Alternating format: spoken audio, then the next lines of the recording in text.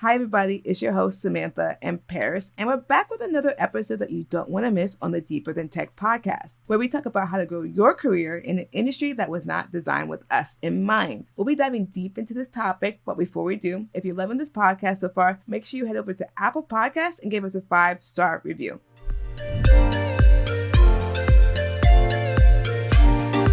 So Paris, I know that you're the founder of the Black Tech Pipeline. How did you go about starting your own business? Yeah, so the way I started my business is a little, I guess it's not the way people would normally go about it. So I had a tweet that went viral back in 2018, the Black Tech Twitter thread, where I was able to mobilize the Black Tech community on Twitter. So it's hashtag Black Tech Twitter community. And from that tweet gaining so much traction and attention, a lot of employers are reaching out to me to recruit for them because there's all these Black technologists in tech and they wanted to hire them to diversify their workplace. And so I had the opportunity to do that. And so that's what I did for free for like 2 years. And so within that 2 years, I'm kind of like, I already sort of have a client base, even though I'm doing this for free, and I have a network and I have the candidates that are looking for, open opportunities. And so when I decided to launch Black Tech Pipeline, it wasn't as difficult as me one day getting up and saying, I want to start a business. It was like, I kind of had that opportunity sort of fall into my lap and I just took advantage of it. And then when I wanted to launch a business, I already had certain things in place where I knew I sort of had a network already in place. And so I announced that I'm launching Black Tech Pipeline. We're going to be a job board and recruiting platform centering Black technologists. And when I sent that out, because I have a newsletter, I sent that out through a newsletter. And from that, that's where employers are like, we want to get on this platform. What do we have to do? And that's sort of how it started. They booked a bunch of meetings with me. They were willing to pay me before my product was really launched. And that's how I knew, I have this business idea. I have something that's going to work. Yeah, you kind of have a front door test where people will pay you before you actually launch something. So that's kind of cool. That encouragement came quite early. Well, after 2 years, but early enough to keep it going. You used to be a developer, is that correct? Yeah. Yep. And then how do you feel about that transition from going from developer to maybe now an entrepreneur? I'm really happy. So, I became a developer because, I wanted to break into this new leading, well, for me, it was a new leading industry. This is where jobs are going. This is where the future is going. So I didn't want to be left behind, but also I knew the pay was really good. And before breaking into tech, I was a wax specialist making, I don't know, a $40,000-$50,000 salary, maybe less. So, I knew the money was good and I broke in through a boot camp and I like coding. I did front-end web development. I like coding, but I like coding my own things, things I'm really passionate about, regardless if it's something I want to monetize or not. And then once I got a job as a software engineer, that love or passion that I had started to dim. So I'm building something for someone else. It's their passion project and their company, and they're not things I'm just truly invested in. And so I knew that I didn't want to be in engineering forever, but if I had to be, it's well, at least I'm making a good salary. So once I found the opportunity to sort of get out of it full time, I took that and ran with it. Were there any challenges with this transition? I guess it's challenging to become a business person because it's not, I was never a business person before. There's a lot that I had to learn and I had to learn through experiences. It's not like I went to school or had some sort of educational background where I'm learning these types of things. It's things I just had to experience and go through, which I think honestly is the best way to learn personally. And I can't think of anything super specific. I just want to say the business aspect of it all is just really challenging. Was there anybody there to help guide you in learning about business aspects? Yes, yeah. So a lot of people within Black Tech Twitter helped me.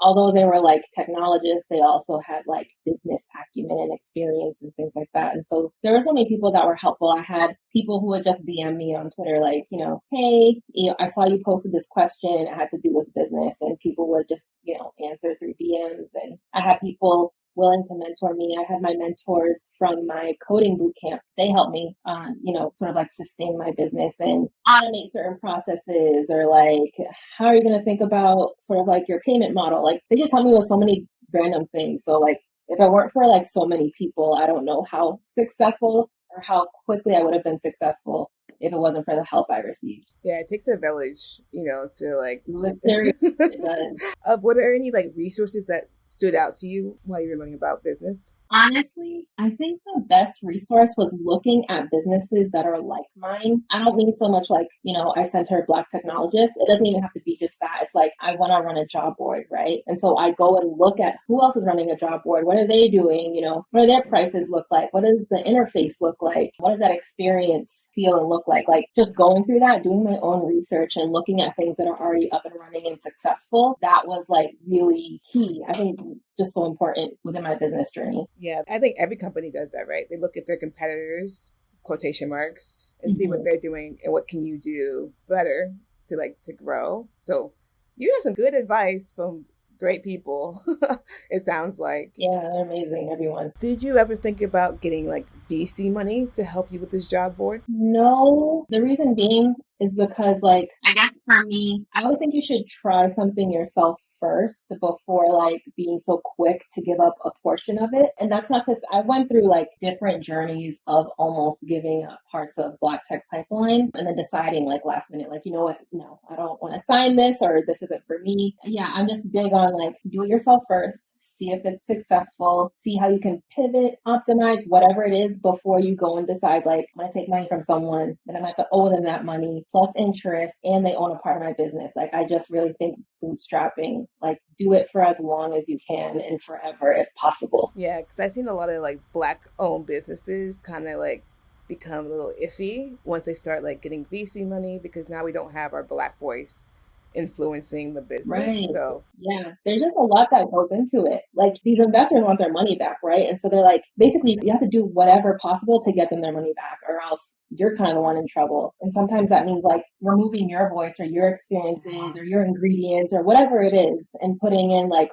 what's going to be most popular. Who can we cater to that's going to actually purchase this, regardless if it's different from, our original product or original service. So it's a lot. it is a lot because you still like I feel like a lot of businesses still have to pivot because like your original idea is probably not going to be your final idea. Even big businesses like Facebook is still like coming up with new businesses and Mm-hmm. pivoting. So it's good to know your next step, but we don't always know what we're doing. So if there are any opportunities, how do you know which one's going to be a good one or not a good opportunity to take? It's hard. So for me, like, I guess it's like really doing that research again and speaking to people. If this opportunity has already like existed, speaking to people who already went through it or are currently a part of it. Yeah, it's really hard. Just, I say do research really. I have one example. I ended up getting into an accelerator program and they cater to Black and Latinx founders, which is great. Like the program overall is great, but they do take equity out of your business. And I was like, I got accepted. I applied knowing that I could get accepted and I got in. And last minute, again, it was one of those things where it's like, do I really need this? Like I do in terms of like, I'm going to learn a lot. I'm going to expand my network, but I can also do that myself because I've already done it.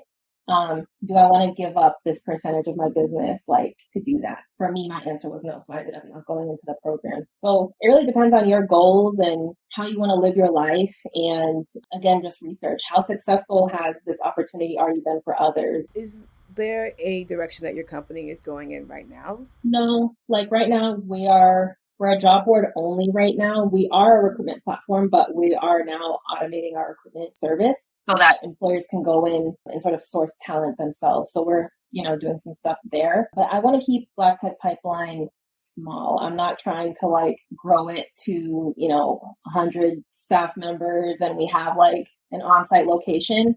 I literally run this by myself and I want to keep it that way. There's this entrepreneur that I used to follow. I think his name is Peter Levels, and he pretty much promotes having like a small business that you can like, just live off of. There's no need for everybody to grow their business to millions and millions of revenue. Right. Like if you're happy with what you're doing, why grow? Just keep it the way it is if it's working. So That's how I feel. And it's so funny because people are like, where do you see Black Tech Pipeline in 5 years? And I'm like, oh, this answer is going to be so disappointing because like, I feel like it's a small, humble business. It pays the bills. I get to live whatever lifestyle I have. And that's really it. Like for me, it's more so like I'm helping my own community members. I'm helping people get opportunities in different areas. And I just want to keep it small. I actually love that. I love that you are thinking that way. So for me, I do want to be an entrepreneur one day, but I'm scared. I'll be honest. Like I am very fearful of taking the leap to do that. Is there any advice you could give somebody who wants to be an entrepreneur, but just isn't going to take that leap quite yet? I understand the fear part for sure. I think if you have a full-time job, do not leave it. Don't leave it until it becomes impossible to run your business on the side. That's what I did. So when I announced I was launching Black Tech Pipeline, I had a full-time job. I was a software engineer / tech recruiter. And when I announced that I was launching, my calendar booked up with meetings from tons of employers from June all the way to September. And so I was working and taking like meetings for my own business on the side. And then once I launched, it came to a point where I was actually, my performance at work was declining and my managers were like, hey, like what's going on? And I knew I was like, okay, this isn't fair to them. And it's also like not fair to Black Tech Pipeline and me as a founder. And so I decided to let go of my full-time job and ran Black Tech Pipeline full-time. And it's been steady ever since. I think something that should give people some comfort, and it's kind of weird, especially given the times right now, but there are always going to be jobs. They are never going anywhere. People will always be hiring. And that's not me saying quit and go start a business. I mean, stay at your job until it's impossible. And then once you do leave, you're still going to be scared because it's like, okay, things are going good now, but what about in the future? Remember, like people will always be hiring. Continue expanding your network, continue meeting employers and speaking to them about their open opportunities. Like still stay in touch with what's going on in the job market and expanding your employer network just in case. It's always going to be a risk no matter what. And I think like I said, once it becomes impossible, just jump in and do it and see where it goes. So you keep mentioning a network. Do you have any advice on like how to grow a network? Especially me, I'm in the house. I ain't going out. How do I grow my network? Oh my gosh. I think, so for me, I'm very shy. Like in person, I am so shy and quiet and I don't like going to events to meet people in person. So I feel like I really shine online. So Twitter, I think Twitter and LinkedIn, like they are amazing like networking platforms. And the tech community on Twitter is so large and diverse. You can meet so many people there. Creating your own network just starts with engaging with people and following them and then responding to their posts and asking them questions. And you should be posting as well. And you can post about, your tech journey, or you said you're a little scared to, go into entrepreneurship.